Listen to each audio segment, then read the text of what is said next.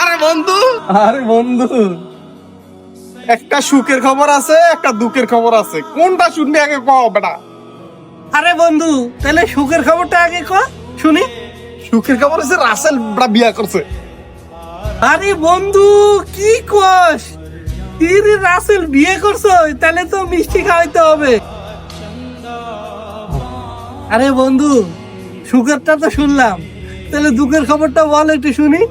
দুঃখের খবর হচ্ছে তোর বউরে বাগে নিয়ে রাসেল বিয়া করছে। এই কি কয়, আমার বউরে নিয়ে গেছে? এই জন্য তো কই যে বউ এত ফোনে কথা কয় তার সাথে।